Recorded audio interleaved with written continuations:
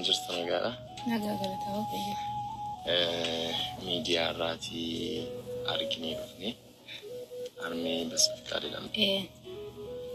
Meestii haala akkamitti akka jiraattanii haala keessanii itti maxxanfatan. Haalli mucaa kanatti guddisaa jiru jalqaba utoo dhukkubiin dura mana namaa keessa deemee kan hojjechaa ture. Innaa biddeenan tolchaa ture mana nyaata namaatiif jechuudha. Nama isaati kaasee. Amma immoo ergasii xiqqoo ishii sababii qorraa halkan ka'ee biddeen tolchuu qorri na rukute irraan kaaseen dhukkuba sombaa godhadhe.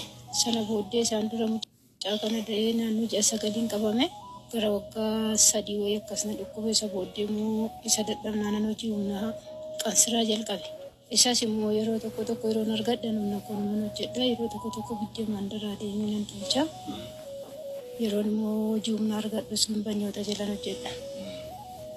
Mucaa kana haala kanaan guddisaa inni immoo erga amma jabaatee ergi miidiyaa irratti tiiktookii jalqabee namoonni garaagaraa waamu yeroo waaman bakkee mobaayilii waliif gaddeemee abbuma argitu laataaf birrii. Kan toleefis kan tole 50 dhibba kennaaf akkuma namni kenneefitti birrii sana immoo keessaan balleessu.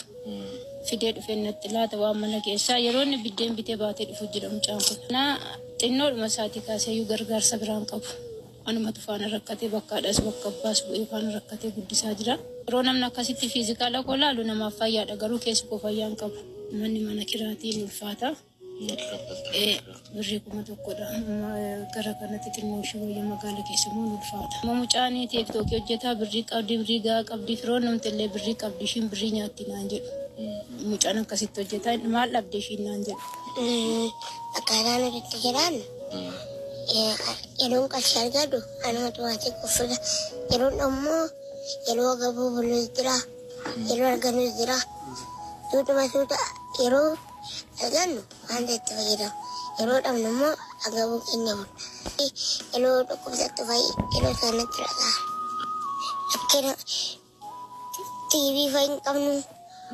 Omaayyee akkuma sana waaqonni nu gargaarii waan mateeyyuu arganna malee. Maatii kommoo rakkiseetu alammoo kompiitara na godhe yeroon wanta na kennaa jedhuun maqaa abbaa kee natti jedhadhoon yeroon ijoollee waan tokko abbaan namoonni maatii isaanii ijoolleedha waan garaagaraa ani garuu rakkina guddaa keessa jira. Waan adda addaa yeroo bitanii rakkina guddaa keessa jira. Yeroo immoo mana ofiisaa deemuusi.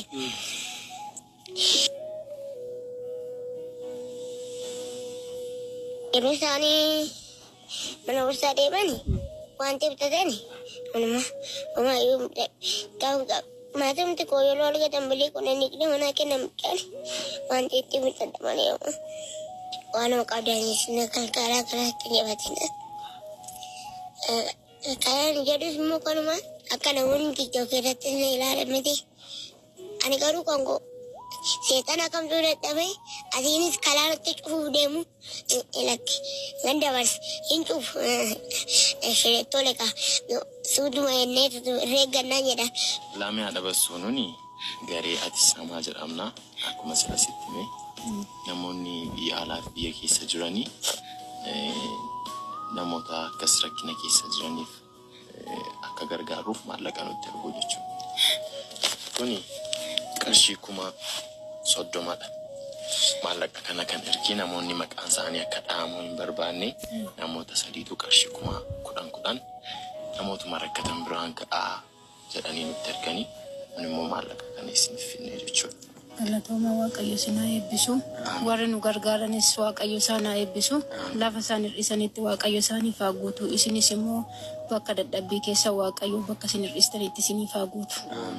Nama gargaaru sinaa taasisu akkasuma waaqayyo sinaa eebbisu eebbifama. Kan waaqayyo eebba waaqayyo caaluun hin jiru. Obboleessa koo lammis baay'een isa galateeffadha. Erga isa faana mucaan koo hojjechuu jalqabee jijjiirama hedduudha kanan arge. Beessuu koo kun harmee kee fi birrii 30,000 kennineef yeroo meeqa kennineef lakkoofsidha. Eebbifaman jedha. Waan nagadamus qabaatan isanii waan nagadamu. Waan ijaarsaa jirtan immoo waan ijaarrachaa jirtaniif immoo ittuu galataan isiniif haa dhaabbatu. Ammanu. Gammadeetta. Wantoonni kun darbaa akka irraa kana miti akka nama guddaadha. Umurii kanatti akkas yaadu. Ani garuu rakkina guddaa keessa jira. Akkam jennaan haftaamu waan sindis wallahi lazim haftaamu yoo ati mucaa kana ifii gabbaateen gargaaraan wallahi watarla mucaa kana gabbeen gargaaroon yoo ati gabbaateen gargaarre naafisi wal dhiisuun ta'e miidiyaa kanarra as massaay biyya faranjittuu dalagatu dhabde deemtee asii biyyaa galtee achi haqa yatiimaa dachii yatiimaa maarreettee mootummaarraa fudhattee Beste go shara tu tirtan.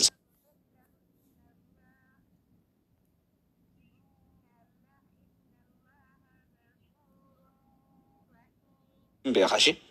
Amane sit kasho gob baza bora fitade rufetuma jachi guddo ta kafudda. Ashma kuma qur'an sanu achi takharitani debi. Ni rafuta naman warga linjettani. La ilaha illallah muhammadur rasulullah. Anamma baran kana ibe wannumti qarshii sun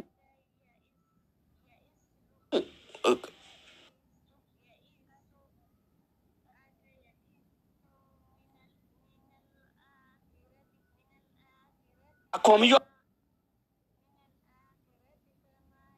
kam jechuudha mee girgiddu inni keessa galu laala deemaa tiktook jala seenaa viidiyoo isaa laala deemaa laala akka itti nama bohoochisu ilmoo qabna nuti wallahi ilmoo qabna nuti garaan nu danda'u nuti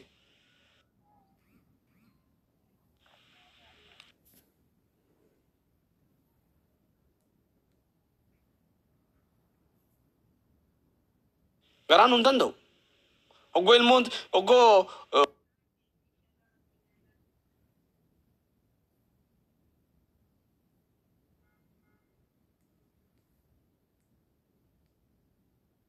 فيلم جانكو والله كتنبه والله لازم أجيتك يتني أي أورومو الناس فارس دينا ناس دادينا أجي سني أما قباتي جاسني تساجان كابو وادا قال تنقف أنا أقوطا عمرين تاتوكيكو بفتح سنيجاجرا ها jecha sinin qaba jecha sinin qaban wana sin beeku qabdan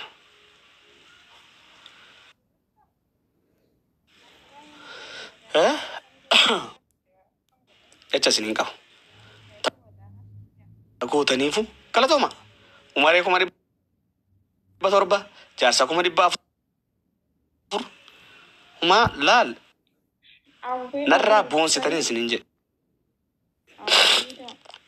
garuu moo funya urutti kanitanii kannaa akkasitti illee ganaa rabbisin kana isin nama gargaara ijaa malee tajaarsaa tana fa'aa funya urumatti hin guuree fara odoo namni tokko sagalee wanni yaa san akkasitti iyyitanii zamaanoo maarreettanii rabshaan irra dhaabaa turtan mana zamaanootti mana zamaanootti maarree jettan andoo qarshii kuma dhibba takkan jeemitiin kuma dhibba afuriin gargaaree bara deema rabbiin barakaa isaatiin akkaawuntii sarra maallaqa san akkaawuntii sarra haa gabbu